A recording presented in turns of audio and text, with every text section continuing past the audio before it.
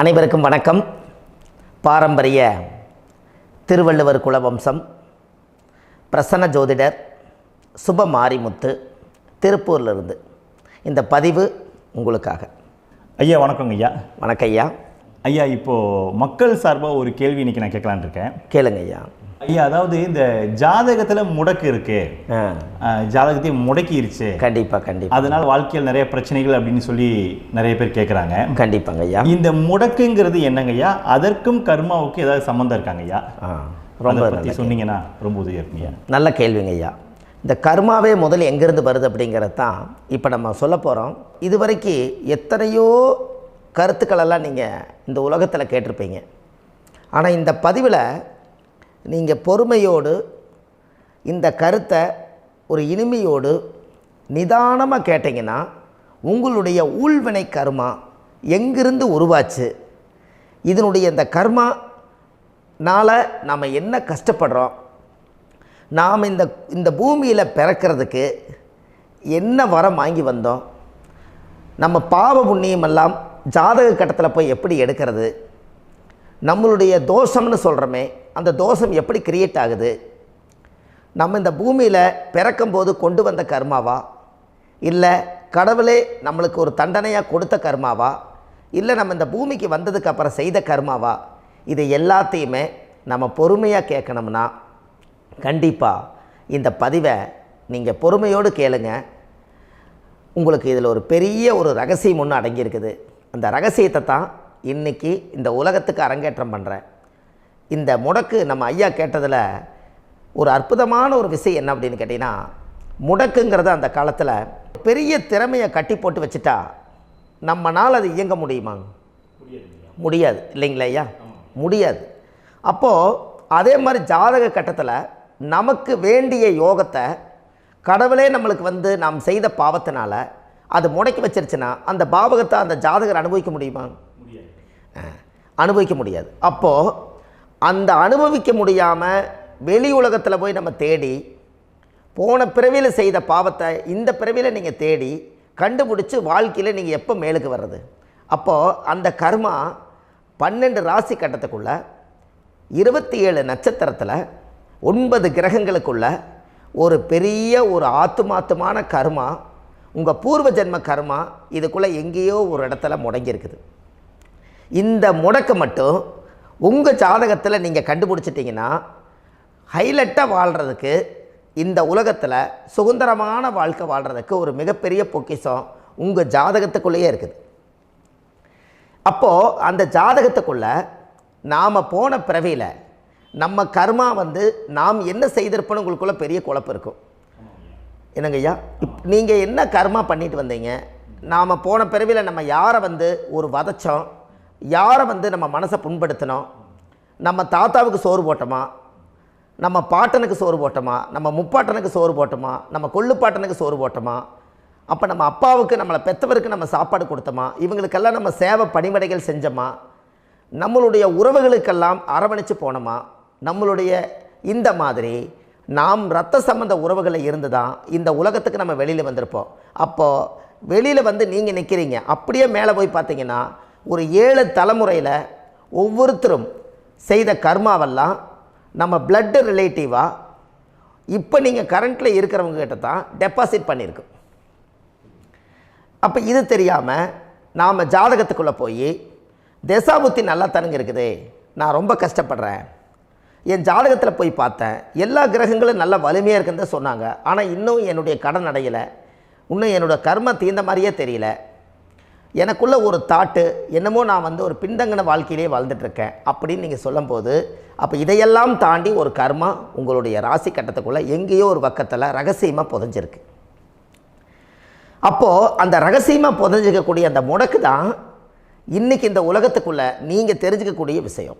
அப்போ அந்த முடக்குங்கிறது ஒன்று உண்மை. இந்த உலகத்துக்கு நம்மளை எல்லாத்துலேயும் நல்லா யோசிச்சு பாருங்கள். 12 ராசி கட்டம் இருக்குதுங்களா ஐயா? ஆமாங்க ஐயா. ஆனால் கிரகம் எத்தனை இருக்குதுங்க? 9 தான் இருக்குங்க ஐயா. ஆமாம், 12 ராசிக்கு 12 கட்டத்துக்கு 12 கிரகம் கொடுத்துருக்கலாமல்ல கடவுள்.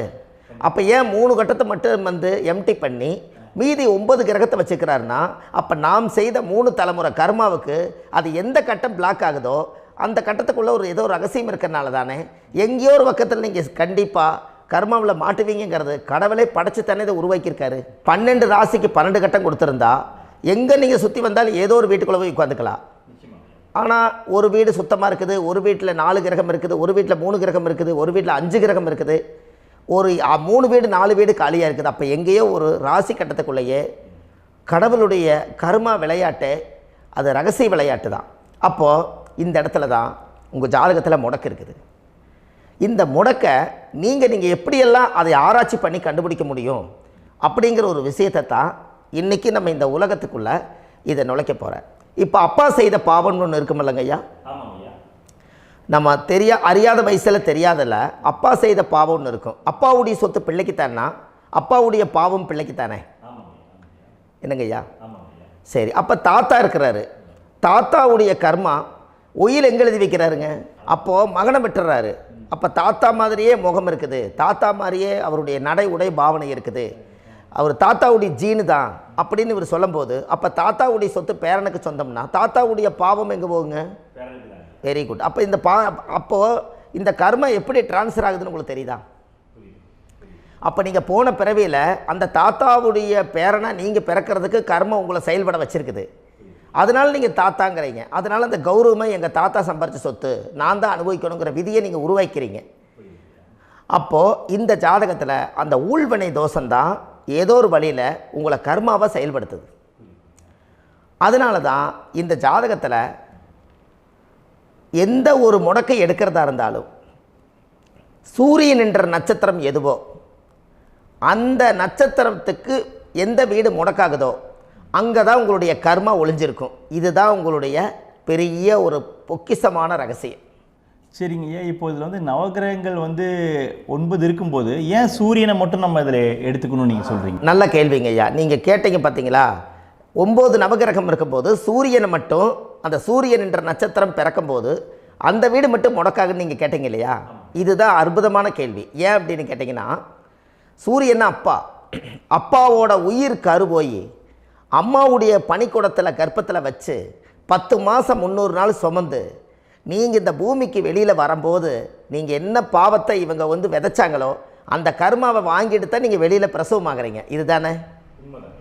அப்போ சூரியன் என்ற நட்சத்திரம், அந்த சூரியனுங்கிறது உயிர் கருவல்லவா, அப்பாவுடைய உயிரணுக்கள் அம்மாவுடைய கருவிக்குள்ளே போய் நாம் குழந்தை வடிவத்தில் இருந்து 300 நாள் பாவ உன்னித்த பதிவில் ஏட்டு எழுதி ஒரு ஜாதகத்தை கையில் கொடுத்து பிறந்த உடனே உங்களுக்கு ஒரு ஏட்டை பெரட்டி நீ இப்படித்தான் விதி, இனிமேல் இப்படித்தான் நீ வாழணும்னு சொல்லி உங்கள் கர்மாவை நீங்கள் கர்மாவோடு தானே வெளியில் பிறக்கிறீங்க. அப்போ சூரியன் என்ற நட்சத்திரம் தானே இந்த உலகத்துக்கு ஒரு பெரிய ஒரு மகத்துவம்.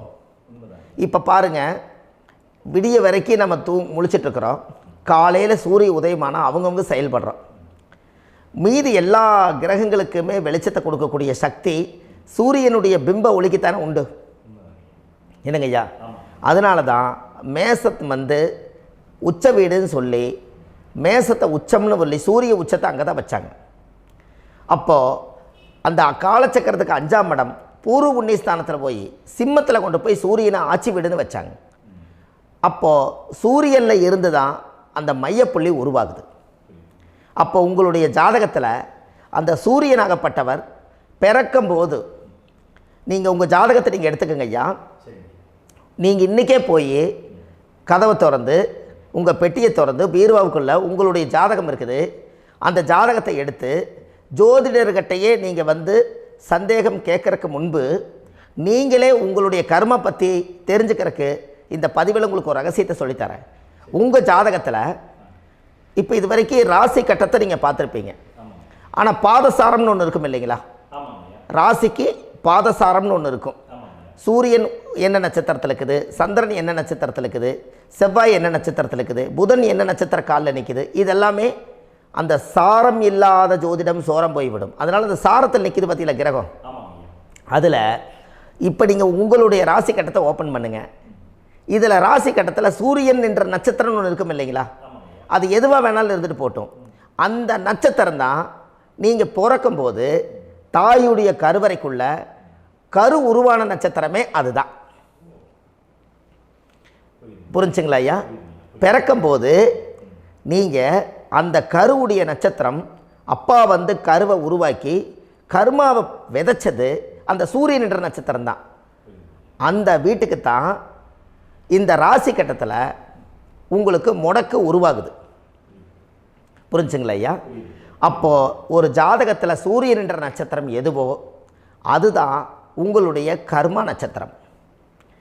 இப்போ நம்ம பிறக்காதுக்கு முன்னாடி அப்பா கட்டத்தில் அந்த கர்மா டெபாசிட் ஆகிருக்கும். அதை ட்ரான்ஸ்ஃபர் எப்படி பண்ணுறாரு? அவருக்கு ஒரு கல்யாணம் வச்சு அவர் குடும்ப வாழ்க்கையில் வாழ்ந்து நம்மளோட உயிர் கருவை கொண்டு போய் ஊராம் பொண்ணை கல்யாணம் பண்ணி பொண்டாட்டின்னு எடுத்துக்கொண்டு அந்த பொண்டாட்டிங்கிற உரிமையாகி இவருடைய உயிர் கரு உருவாகி வாரிசுகள் வெளியில் வருது. அதானங்க ஐயா? அப்போது அந்த சூரியன் என்ற நட்சத்திரம் தான் இந்த உலகத்தில் ஒரு பிரம்மாண்டமான நட்சத்திரம். இந்த நட்சத்திரம் உங்கள் மனசுக்குள்ளே ஏதாவது இருந்துச்சுன்னா உங்கள் வீட்டில் ஏதாவது ஒரு நல்ல விஷயங்கள் நீங்கள் பண்ணுறதா இருந்தால் அந்த கர்மா நட்சத்திரம் சூரியனுடைய நட்சத்திரம் இருக்குது பார்த்தீங்களா, அந்த நட்சத்திரத்தில் எந்த ஒரு சேவைகளும் செய்யக்கூடாது. அதுதான் கர்மா. அதை போய் நீங்கள் ஆக்டிவேட் பண்ணி விட்டீங்கன்னா அது முன்னோர்களை வந்து நீங்கள் வந்து தொந்தரவு பண்ண மாதிரி. அந்த கர்ம நட்சத்திரம் தான் உங்கள் வாழ்க்கையில் அது புதஞ்சிருக்கிறதா.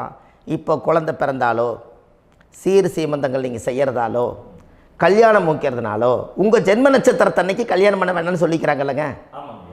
உங்களுக்கு ஜென்ம நட்சத்திரத்துக்கு முன்னாடி உங்களை உருவாக்குன நட்சத்திரம் தான் ஜென்ம நட்சத்திரம். அப்போ சூரியன் என்ற நட்சத்திரம் அப்பாவுடைய ஜென்ம நட்சத்திரமாக அந்த ஊழ்வினை கர்மம் செயல்படுது. அப்போ அந்த முடக்கு யார் வழியில் வந்தது? முன்னோர்கள் வழியில் வந்தது. முன்னோர்கள் கட்டி வச்சது யாரைய? குலதெய்வத்தை. அப்போ அந்த குலதெய்வத்தை போய் சாமிக்கு போய் வீடு வாசல்லாம் வலித்து குலதெய்வத்தை போய் தேங்காய் பழம் பூ மாலை கல்கண்டு வாங்கி அர்ச்சனை பண்ணி ஒரு அன்னதானம் ஒன்று பண்ணிவிட்டு சாமிக்கு பொங்கல் வச்சு நைவேத்தியம் பண்ணிவிட்டு உங்கள் ஜாதகத்தை வச்சு பூஜை பண்ணிவிட்டு வாங்க. அதுக்கப்புறம் தான் உங்கள் கர்மாவை கண்டுபிடிக்கிறதுக்கு வழியே பிறக்கும். குலதெய்வத்தை வணங்காமல் கோவிந்தா கோவிந்தா என்று பல தெய்வத்தை வணங்கினாலும் பலனொன்றும் இல்லைன்னு அந்த காலத்தில் முன்னோர்கள் சொல்லி வச்சுக்கிறாங்களா இல்லைங்களா? அதனால் கண்டிப்பாக அதை கண்டுபிடிச்சி நீங்கள் அதுக்கு ஒரு நைவேத்தியம் பண்ணால் மட்டும்தான் முதல்ல உங்கள் 5ஆம் பாவம் முன்னோர்கள் அது வேலை செய்யும். குலதெய்வ ஆலயத்துக்கு போயிட்டு வாங்க. போயிட்டு வந்துட்டு இந்த கர்மவினை தோஷத்தை நிவர்த்தி பண்ணுறதுக்குண்டான சரியான பரிகாரத்தை நம்ம எடுப்போம்.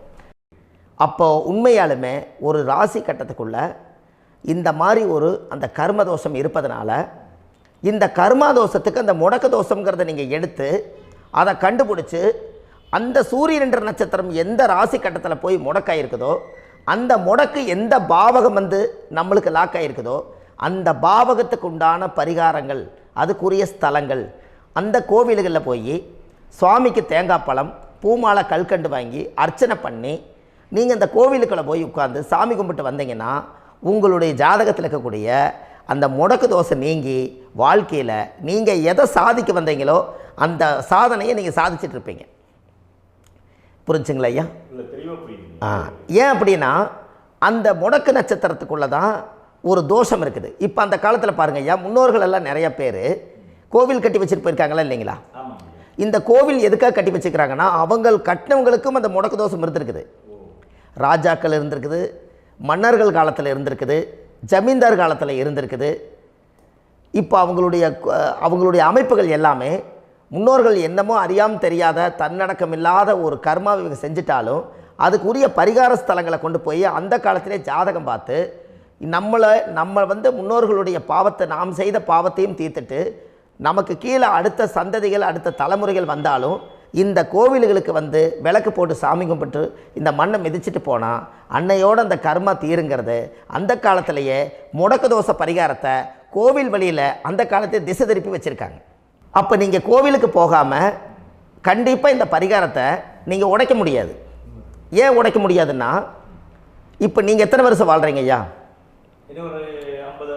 120 வருஷமே வச்சுக்கோங்க. சூரியன் திசை 6 வருஷம், சந்திரன் திசை 10 வருஷம், செவ்வாய் திசை 7 வருஷம், ராகு திசை 18 வருஷம், குரு திசை 16 வருஷம், சனி திசை 19 வருஷம், புதன் திசை 17 வருஷம், கேது திசை 7 வருஷம், சுக்கிரன் திசை 20 வருஷம். இப்போ நான் சொன்ன டோட்டலெல்லாம் கூட்டிங்கன்னா 120 வருஷம் வரும். இது ஒரு மனிதர் பிறந்து பூரண ஆயுளோடு வாழ்ந்தால் இந்த 120 வருஷம் வாழ்ந்தால் அவர் இந்த பூலோக பதவி விட்டு சிவலோக பதவி போயிடுவார். அதுக்கு பேர் தான் பூரண ஆயுள் என்று பொருள். அப்போ இந்த பூரண ஆயுளை வாழ்ந்தவருக்கு 120 வருஷம். கோயில் எத்தனை வருஷம் வாழுதுங்க ஐயா? கோயில் பழங்காலத்து கோயிலெல்லாம் எத்தனை வருஷம் வாழுதுங்க? 12 வருஷத்துக்கு கும்பாபிஷேகம். அது ஓகே, அது பரவாயில்ல. 12 வருஷத்துக்கு ஒருக்கா பழசை புதுப்பிச்சு கும்பாபிஷேகம் பண்ணி மறுபடியும் அதுக்கு பவர் ஊட்டி சக்தி ஊட்டி அதுக்கு உருவேற்றுறாங்க. நான் சொல்கிறது கோயில் 5000 வருஷம் 4000 வருஷம் பெரிய பெரிய சித்தர்கள், மகான்கள், ரிஷிமார்கள், யோகிகள், சித்தர்கள் இவங்களெல்லாம் போய் கோவில்லையே சிவனையும் பெருமாளையும் வழிபாடு பட்டுட்டு கோவில்லையே ஒரு ஓரத்தில் ஜீவசமாதி ஆயிட்டாங்கன்னு பழைய கால கோயிலில் சித்தர்கள் குடியிருக்காங்களா இல்லைங்களா? இருக்காங்கல்லங்க ஐயா. அப்போது நாம் 120 வருஷம் வாழ்கிறோம், கோவில் 5000 வருஷம் வாழுது. எங்கே சக்தி அதிகமாக இருக்குன்னு சொல்லுங்க? கோவிலில் தாங்க ஐயா. கோயில் தான், அதில் ஒன்றும் மாற்றம் இல்லைங்களே. கோயில் தாங்க. அப்போ கோவிலில் தான் அந்த சக்தி இருக்குதுன்னு நீங்கள் சொல்கிறீங்க. அப்போ உங்களுடைய கர்மாவை உடைக்கிறதுக்கு 120 வருஷம் பெருசா 5000 வருஷம் பெருசான்னு சொல்லுங்கள்?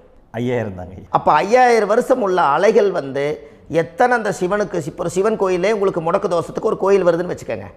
அந்த கோவிலில் எத்தனை முடக்குகளுக்கு உண்டான கோவில்கள், எத்தனை பழங்களை ஊற்றி சாமிக்கு அபிஷேகம் பண்ணியிருப்பாங்க, எத்தனை பால் கூட ஊற்றிருப்பாங்க, பன்னீர், தேன், இளநீ, மஞ்சள் நீர், திருமஞ்சனம், அபிஷேகம், பொங்கல், நைவேத்தியம் இத்தனையும் செஞ்சு அந்த சிவனை சிவனாக பார்த்து அந்த கருவறைக்குள்ள ஒரு கிராணங்கள் வரும்போதும் கூட பாதுகாப்பு பண்ணி வச்சு நல்ல சக்தியோடு அந்த கருவறையை புத்தியோடு அவங்க வேலை செஞ்சு அந்த காலத்தில் வச்சுருக்காங்களா இல்லைங்களா? அப்போது நம்ம வீட்டை அவ்வளோ சுத்தமாக வச்சுருக்க முடியுமா? என்னதான் வாஸ்து இருந்தாலும் முடியாது இல்லைங்களா? அப்போது அவ்வளவு ஒரு பவர்ஃபுல்லான கோவில் அந்த முடக்கு தோஷத்துக்குள்ளே ரகசியமாக அந்த கோயில் அடங்கியிருக்குது. உங்கள் ஜாதகத்துக்குள்ளே உண்மையாலுமே ஊழ்வினை கோயில், கர்மவினை கோயில் அதுக்குள்ளே இருக்குது.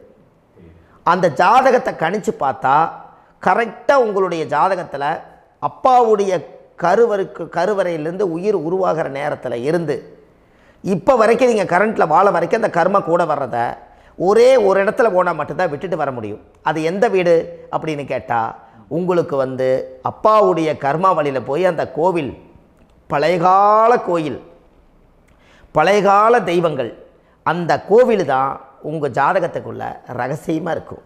அது ஏன் இந்த பதிவில் உங்களால் சொல்ல முடியாது அப்படின்னா, இந்த பதிவில் ஏன் உங்க சொல்ல முடியாதுன்னா உங்கள் ஜாதகம் தெரியாமல் என்ன கோயிலை நீங்கள் சொல்லுவீங்க?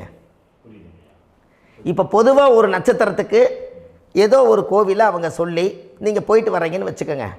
ஆனால் அது வேலை செய்யலைன்னா நம்மளுக்கு என்னங்க இவ்வளோ கஷ்டப்பட்டு போய் அதை பலனடையிலேன்னு கேள்வி கேட்டக்கூடாது. உங்கள் ஜாதகத்தை நீங்கள் கொண்டாங்க, உங்கள் டேட் ஆஃப் பர்த் டயத்தை போட்டு ஜாதகத்தை கணிச்சு நீங்கள் சூரியன் என்ற நட்சத்திரத்துக்கு உங்களுடைய கர்மவினை கோவில் யார், உங்களுடைய முடக்கு யார், ஊழ்வனை தோஷத்துக்கு உண்டானவர் யார், தாய் வழி கர்மா யார், தந்தை வழி கர்மா எது, நீங்கள் பிறக்கும்போது வந்த கர்மா என்ன, இது எல்லாம் கணிக்காமல் பொதுவாக ஒரு கோயிலில் போய் நீங்கள் பாட்டுக்கு சாமி கும்பிட்டு வந்தால் பலன் எப்படி கிடைக்கும்? கண்டிப்பாக கிடைக்காதுங்க ஐயா. என்னங்க ஐயா? அது தெரிஞ்சு பண்ணாதான் சரியா? ஒரு டாக்டர்கிட்ட போகிறீங்க, என்னை அப்படியே ஸ்கேன் பண்ணி ஒரே ஒரு மாத்திரை கொடுங்கன்னு கேட்டால் டாக்டர் கொடுப்பாருங்களா? அவர் என்ன பிரச்சனை இருக்குதோ அதை முதல்ல கண்டுபிடிச்சி ஸ்கேன் பண்ணி பார்த்து ரிப்போர்ட் எடுத்து அது மூலியமாக தான் கொஞ்சம் எடுத்து ஐயா உங்களுக்கு இந்த பிரச்சனை, இதுக்கு தீர்வுக்கு இதுக்குண்டான மெடிசன், இது இப்படித்தான் சாப்பிடணும்னு அது முறையாக சொல்லி அந்த உயிர் வாழ வைக்கிறாரு டாக்டர். அவர் ஒரு தெய்வ வடிவத்தில். கரெக்டுங்களா ஐயா? அப்போ உங்களோட கர்மா எங்கே செயல்படுது அப்படின்னா, இந்த முடக்க நீங்கள் இந்த பதிவில் தெரிஞ்சுக்கங்க. அதுக்குரிய நட்சத்திரம் என்னன்னு தெரிஞ்சு வச்சுங்க. உங்கள் ஜாதகத்தில் சூரியன் என்ற நட்சத்திரத்தை எடுத்துக்கங்க. அந்த வீட்டுக்கு முடக்க இந்த பதிவில் எந்த வீடு லாக் ஆகிருக்குதுங்கிறத நான் உங்களுக்கு இந்த வீட்டில் சொல்கிறேன். அந்த வீட்டு நீங்கள் பாருங்கள், உங்களுடைய லக்கணத்துக்கு அது எந்த வீடு. இப்போ லக்கணத்துக்கு ஒரு 7வது வீடுன்னே வச்சுக்கோங்க. அப்போ லக்கணத்துக்கு 7வது வீடே முடக்கு. அப்படி ஒரு முடக்கு ஆகிப்போச்சுன்னா ஒரு ஜாதகத்தில் லக்கணம் தான் 1, 7ஆம் இடம்ங்கிறது மனைவி ஸ்தானம். ஒரு ஆணுடைய ஜாதகத்துக்கு 7ஆம் இடம் தான் மனைவி. அவருக்கு நல்ல மனைவி அமையாமல் ஆடம்பரம் இருந்தும் வீடு அரண்மனை மாதிரி இருந்தும் அந்த மனைவியை ஒரு சந்தோஷமாக அவர் அனுபவிக்க முடியாது. புரிஞ்சுங்களா ஐயா? சந்தோஷமாக அனுபவிக்க முடியாது. ஏன் அப்படி? 7ஆம் இடத்துல தான் அவரோட கர்மா உட்கார்ந்துருக்குது. கரெக்டாக சொன்னீங்க. 7ஆம் இடத்துல தான் அந்த கர்மா உட்கார்ந்துருக்குது. அப்போ அந்த 7ஆம் இடத்துல இருக்கக்கூடிய அந்த கர்மா போன பிறவியில் நீ மனைவிக்கு சோறு போடாமல் மனைவியை கட்டி வச்சு அடிக்கிறதும், மனைவியை துன்புறுத்துறதும், அந்த மனைவி இருக்கவே இன்னொரு வாழ்க்கைக்குள்ளே போகிறதும், இங்கே வாழ வேண்டிய தாம்பத்திய சந்தோஷத்தை கொண்டு போய் இன்னொரு இடத்துல கொடுக்கறதும், தெரிஞ்சிருந்தே நம்மளுடைய மனசுக்குள்ளே திருடுத்தனமாக வாழ்கிறதும், இது எல்லா கர்மாவும் போன பிறவியில் நாம் செய்த ஊழ்வினை கர்மா தான் உங்கள் ஜாதகத்தில் 7ஆம் இடம் முடக்கு. அப்போ அந்த 7ஆம் இடம் முடக்கா இருந்துச்சுன்னா கண்டிப்பாக உங்கள் ஜாதகத்தில் நீங்கள் என்ன அனுபவிச்சிட முடியும்? நல்ல நண்பர்கள் கிடைக்க மாட்டாங்க, நல்ல ஒரு பார்ட்னர்ஷிப் அமையாது, நல்ல ஒரு நட்பு வட்டங்களில் எதையும் அனுபவிக்க விடாது, ஒரு அங்கீகாரமான உறவுகளில் போய் நம்ம ஸ்ட்ராங்காக நிற்க முடியாது. 7ஆம் இடம் என்பது தாம்பத்திய வாழ்க்கை, பூர்த்தி இல்லாத வாழ்க்கையாக இருக்கும். இப்படியெல்லாம் அந்த ஜாதகத்தில் ஒரு பொதுவாக ஒரு ஜாதகத்தில் 7ஆம் பாவம் முடக்காயிட்டால் இந்த கர்மாவை அவர் அனுபவிச்சுக்கிட்டே இருப்பார். இது எப்போத்தான் அதுக்கு ஒரு தீர்வு வேணுங்கய்யா? அந்த கோயில் எதுன்னு நீங்கள் கரெக்டாக சொன்னீங்க. இப்போ இது மனிதனால் செயல்படுது. மனிதர்கள் தான் கோயிலை கட்டி வச்சாங்க. தெய்வத்தை விட ஒரு காலத்தில் மனிதர்களுக்கு மகிமை ஜாஸ்தி. ஏன்னா சாதாரண ஒரு மண் பூமியாக இருந்த இடத்த மனிதர்கள் தான் கோயில் கட்டி ஒரு மகிமைப்படுத்தி புண்ணியம் பண்ணி வச்சாங்க. மனிதர்களுக்கு சக்தி அதிகம்தான், ஆனால் பிரபஞ்சத்துக்கு அதை விட சக்தி அதிகம் அல்லவா? ஐயா, நீங்கள் கோவிலுக்கு போய் அந்த கர்மா உடைக்கிறதுக்கு கோவிலில் சக்தி இருக்குது, ரைட்டு. ஆனால் நம்ம வீட்டுக்கும் கோயிலுக்கும் ஒரு மிகப்பெரிய தொடர்பு என்னென்னா, அந்த கோயில் கட்டுறவங்க எல்லாமே பழைய காலத்து கோயிலெல்லாம் பாருங்கள், பஞ்சபூதத்தை வச்சு கட்டியிருப்பாங்க. பஞ்சபூதத்தை வச்சு தான் கட்டுவாங்க கோயில். அது உங்களுக்கு தெரியணும் இல்லைங்களா? பஞ்சபூதம்னா நீர், நெருப்பு, காற்று, பூமி, ஆகாயம். இந்த பஞ்சபூதத்தினுடைய சக்திகள் எல்லாம் ஒரே நேர்கோட்டுக்கு என்னைக்கு வருதோ அன்னைக்கு தான் அந்த கோவிலுடைய பாலக்கால் போட்டு 1000-2000 வருஷம் நிலச்சி நிற்கிறது. காரணம், இந்த பிரபஞ்சத்தில் பஞ்சபூதம் எப்படி நிலச்சி நிற்குதோ அதுபோல் 5000 வருஷம் நிற்கிறதுக்கு அந்த பஞ்சபூத சக்தி வச்சு தான் சாமி சிலையை பிரதிஷ்டை பண்ணி வச்சுருப்பாங்க. அதனால தான் இந்த கோயில்கள் எல்லாம் 5000 வருஷமாயும் எத்தனையோ கிராணங்களை எல்லாம் தப்பிச்சிருக்கிறதுக்கு காரணம். அப்பேற்பட்ட புண்ணிய ஸ்தலம் உங்களுக்கு எதுன்னு தெரியணும் அல்லவா? என்னங்க ஐயா? அப்பேற்பட்ட புண்ணிய ஸ்தலம் உங்களுக்கு எதுன்னு தெரிஞ்சால் தானே நீங்கள் போய் செய்ய முடியும், இல்லாட்டி கண்டிப்பாக தெரியாது. அப்போ இந்த முடக்கு தோஷத்தை கடவுள்கிட்ட கொண்டு போய் ஒப்படைக்கணும். நாம் பிறக்கும் போது கொண்டு வந்த கர்மாவை நாம் இருக்கும் காலத்தில் கொண்டு போய் இந்த கர்மாவை சுத்தப்படுத்தி, நீங்கள் பாவ ஆத்மாவை இந்த பூமியில் பிறந்து பூலோகத்தில் எல்லா புண்ணியத்தையும் செஞ்சுட்டு இந்த பூலோகத்தை விட்டு நீங்கள் போகும்போது புனித ஆத்மாவாக போகணுன்னா உங்கள் கர்மாவை கொண்டுட்டு போகாதீங்க, கர்மாவை நிவர்த்தி செய்யுங்க. என்னங்க ஐயா? அப்போ கர்மாவை சுத்தப்படுத்துங்க. கர்மாவை சுத்தப்படுத்திட்டு உங்களுக்கு பிறக்கிற குழந்தைகளுக்கு அந்த கர்மாவை டிரான்ஸ்ஃபர் பண்ணாமல் உங்களோட நில் பண்ணுங்க. ஒரு உதாரணம் சொல்லட்டுங்களா ஐயா?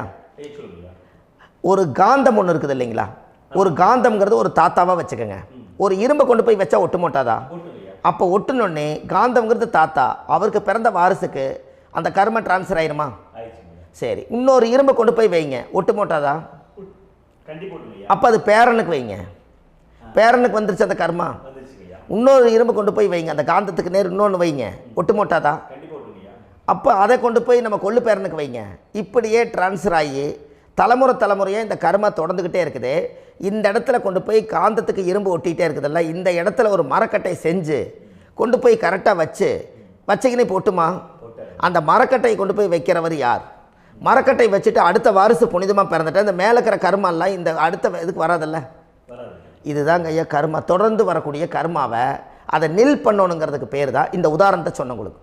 அப்போ நாம் இந்த பூலோகத்தில் நம்ம ஒரு தாயுடைய கருவறையில் இருந்து தொப்புள் கொடி அறுக்கும் நேரம் நாம் என்ன கர்மாவை வாங்கி வந்திருந்தாலும் அதையெல்லாம் ஆராய்ச்சி செய்து ஜாதகத்தில் முழுமையாக கண்டுபிடிச்சி ஒரு காலம் இல்லைனாலும் ஒரு காலம் நம்ம நல்லா இருக்கிறதுக்காக, நம்ம வாரிசுகள் எல்லாம் நலமடைஞ்சு வளமடைஞ்சு வர்றதுக்காக இந்த கர்மா தோஷத்தை கரெக்டாக கண்டுபிடிச்சி சரியான கோவிலுக்கு போய் நீங்கள் கர்மாவை நிவர்த்தி பண்ணி அங்கே பூஜை புனஸ்தானங்கள், சகசரநாம பூஜைகள், ஓமங்கள், வழிபாடுகள் இதெல்லாம் நீங்கள் செஞ்சு உங்களுடைய பாவத்தை எல்லாம் கழித்து உங்கள் ஜாதகத்தவே யோகமாக மாற்ற முடியும்.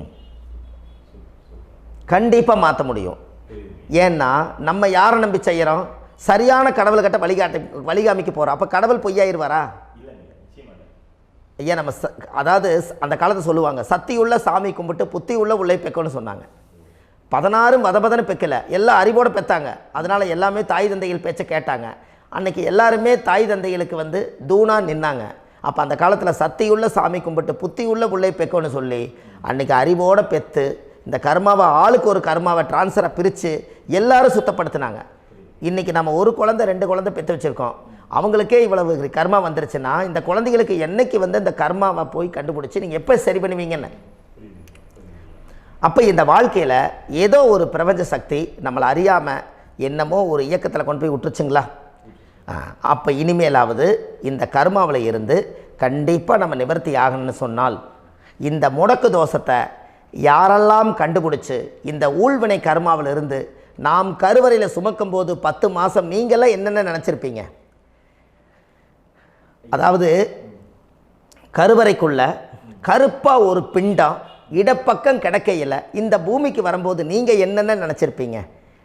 இந்த பிறந்ததுக்கு அப்புறம் வந்து தான் அம்மா தெரியுது, அப்பா தெரியுது, தாத்தா தெரியுது, பாட்டி தெரியுது, இந்த உலகத்தில் கண்கொள்ளாத காட்சிகள் எல்லாம் தெரியுது, எல்லாம் தெரியுது. ஆனால் 10 மாதம் உங்கள் வாழ்க்கையில் நீங்கள் இருக்கும்போது நீங்கள் என்னென்னலாம் நினச்சி இந்த பதிவில் இறைவன் கொடுத்தாரோ அதையெல்லாம் அனுபவிக்கத்தான் வந்தீங்க. அதுக்கு இடையில இருக்கிறதான கர்மா. இந்த ஒரு விஷயம் உங்களுக்கு கிடச்சிருச்சுன்னா நீங்கள் எல்லாருமே ராஜயோகமாக பிழைப்பீங்கள்ல. இதில் ஏழை பணக்கார யாரையுமே சொல்ல வரல. அவங்க பிறக்கும்போது புண்ணியத்தை பொறுத்து தான் போன ஜென்மத்தில் நம்ம என்ன புண்ணியங்கள் பண்ணி வச்சோமோ அந்த புண்ணியத்தில் இன்றைக்கி நல்லா வாழ்கிறாங்க. ஒருத்தர் கேட்டார், என் ஜாதகத்தில்ங்க எங்கூட படித்தவர் இடம் வாங்கிட்டார், வீடு வாசல் கட்டிட்டார், தொழில் பண்ணிட்டார், நல்லா இருக்கார், ஆனால் நான் இன்னும் அப்படியே தான் இருக்கிறேங்கன்னு ஒருத்தர் கேட்டார். அதுக்கு ஒரு கருத்து என்னென்னா, டேட் ஆஃப் பர்த் ஒன்று தான், டைம் ஒன்று தானே வச்சுக்கோங்க. அவங்க அப்பா செஞ்ச புண்ணியம் வேறு, நீங்கள் செஞ்ச பாவங்கள் வேறு. அவர் செஞ்ச புண்ணியத்தினால அவருக்கு எல்லாமே முன்னாடி கிடைக்குது. நீ கர்மாவெல்லாம் கழிச்சிட்டீன்னா பின்னாடி கிடைக்க போகுது. இதில் மற்றவங்களை பற்றி வேற்றுமையாக நினைக்கிறதுல எந்த ஒரு இதுவுமே இல்லை. அப்போ ஒருத்தர் பார்த்து ஒருத்தர் வாழ வேண்டாம். உங்களுடைய சுய அறிவை வச்சு இந்த பூலோகத்தில் இந்த பூமியில் நீங்கள் 4 தெரிஞ்சு நல்ல விதமாக கற்றுக்கிட்டு இந்த உலகத்தில் சிறப்பாக வாழ கற்றுக்குங்க. அதுக்கு அந்த ஊழ்வினை தோஷத்தை கண்டுபிடிங்க. உங்களுக்குன்னு ஒரு முடக்கு இருக்குதுங்கிறத இன்றைக்கி நீங்கள் எழுதி வைங்க. அதை எப்படியாவது கண்டுபிடிங்க, அதை தேடுங்க. ஒரு முறை நீங்கள் ஜாதகத்தை கொண்டு வாங்க. அந்த ஜாதகத்தை கொண்டு வந்து உங்கள் பாவகத்தில் எத்தனாம் பாவம் முடக்காயிருக்குதுன்னு பாருங்கள். அந்த பாவகம் முடக்காயிருச்சுன்னா உங்கள் வாழ்க்கையில் அதிலிருந்து உங்களால் வெளியில் வரவே முடியாது, கண்டிப்பாக வர முடியாது. அதை நீங்கள் கண்டுபிடிச்சா மட்டும்தான் நீங்கள் மேலே வர முடியும். ஏன்னா நிறைய பரிகாரங்கள், பூஜைகள், யாகங்கள், ஓமங்கள் எல்லாம் செய்து வச்சும் கூட அந்த கர்மவினைக்கு உண்டான கோவிலுக்கு போய் அந்த 5000 வருஷ பழமை வாய்ந்த தெய்வத்துக்கிட்ட போய் நீங்கள் முறையிட்டு விளக்கு போட்டு உங்கள் கர்மத்தை எல்லாம் நான் நீ தான் தீர்த்து கொடுக்கணும்னு சொல்லி நம்பிக்கையோடு நீங்கள் போய் அந்த சரணாகதி அடையிறீங்க பாருங்கள், அங்கே தான் உங்கள் கர்மாவை எடுத்து விடுறாரு. அப்போ இந்த ரகசியம் உங்களுக்கு வேணுமல்லவா? அப்போ உங்கள் ஜாதகத்தில் எங்கே முடங்கி அதுக்குரிய கோவில்கள் எல்லாம் என்ன, அதுக்கு தான பரிகாரம் என்ன, அதுக்கு நீர் பரிகாரம் என்ன, யாத்திரை பரிகாரங்கள் என்ன, நீங்கள் வீட்டில் இருந்தே செயல்படுத்தக்கூடிய பரிகாரங்கள் என்ன, பரிகாரம் கோவிலுக்கு போய்த்தான் நடக்குமா, இல்லை நாம் வீட்டில் வச்சு வணங்குறதுனால நடக்குமா, நாம் செய்யக்கூடிய தர்ம பரிகாரங்கள் என்ன, தான பரிகாரங்கள் என்ன, இப்படி பல விதமாக இருக்கிறனால உங்கள் ஜாதகத்துக்கு எந்த மாதிரி பரிகாரம் கனெக்ட் ஆகுதுங்கிறது தெரியணும். இது தெரியாமல் கண்டிப்பாக உங்களால் செயல்படுத்துறது ரொம்ப கஷ்டம். இதனால் இதை நீங்கள் தெரிஞ்சுக்கணும்னா இப்போ நம்ம பாருங்கள், நீங்கள் அந்த தெரிஞ்சுக்கிட்டாலே உங்கள் வாழ்க்கையில் ஒரு டைம் தான் நீங்கள் தெரிஞ்சுக்க போகிறீங்க. உங்களுடைய கர்மா என்ன, நீங்கள் எங்கே செயல்பட்டு போயிட்டுருக்கிறீங்க, உங்கள் போகிற பாதை சரியா இல்லை அந்த பாதையில் முள்ளு கல் இருக்குதா, இது எல்லாம் உங்களுக்கு தெரியலனா இந்த முடக்கை கண்டுபிடிக்கக்கூடிய சக்தி வாய்ந்த இந்த கர்மாவை நிவர்த்தி பண்ணுறதுக்கு வழிகள் இருக்குது. அதனால் நீங்கள் கண்டிப்பாக இந்த முடக்கை தெரிஞ்சுக்கணும். இந்த முடக்கு ராசினா என்ன உண்மையாலுமே உங்கள் வாழ்க்கையில் நீங்கள் தெரிஞ்சு இனிமேல் உங்கள் வாழ்க்கையில் இதுவரையிலும் கர்மாவுக்குள்ளேயே கஷ்டப்பட்டீங்க, வழி தெரியாமல் கண்ணை கட்டி காட்டில் விட்ட மாதிரி இருந்தீங்க. இனி அப்படி இருக்க வேண்டாம். உங்கள் ஜாதகத்தில் 12 ராசி கட்டத்தில் 9 கிரகம் போகும், மீனி 3 கிரகம், 3 கட்டம் உங்களுக்கு எங்கேயோ ஒரு பக்கத்தில் 3 கட்டம் எம்டியாக தான் இருக்கும். கரெக்டுங்களா? அது இல்லாமல் ஒரு ஜாதகம் பிறக்காது. ஏன்னா 9 கிரகத்துக்கு 9 கணக்கு போட்டால் 3 கட்டம் எம்டியாக தான் நிற்குது. அந்த கட்டத்துக்குள்ளே எந்த நட்சத்திரத்தில், எந்த சாரத்தில், எத்தனாவது டிகிரியில், எத்தனாவது பாதசாரத்தில், எத்தனை வெகுளையில், எத்தனை செகண்டுக்குள்ளே இந்த கர்மா உள்ளே புகுந்து உங்களை செயல்படுத்துதுங்கிறத கண்டிப்பாக உங்கள் ஜாதகத்தை கொடுங்க. பார்த்து இந்த விஷயத்தை சொல்கிறேன், நீங்கள் அந்த இடத்துக்கு போய் நிவர்த்தி பண்ணிவிட்டு உங்கள் வாழ்க்கையில் கொஞ்சம் காலம் வாழ போகிறீங்க. பாருங்கள், பிறந்ததுலேருந்து 20 வருஷத்துக்குள்ளே இளமையாக வாழ்கிறீங்க, குழந்தையாக வாழ்கிறீங்க. 20லேருந்து 40 வயசுக்குள்ளே தான் உங்களுக்கு ஒரு பொண்ணை பார்த்து கல்யாணம் பண்ணி ஒரு கரு உருவாக்குறீங்க. அதுக்கப்புறம் 40லேருந்து 60க்குள்ளே குழந்தை பெற்று கடமை முடிச்சிடுறீங்க. 60 வயசுக்கு மேலே ரிட்டையர்ட் ஆகிடுறீங்க.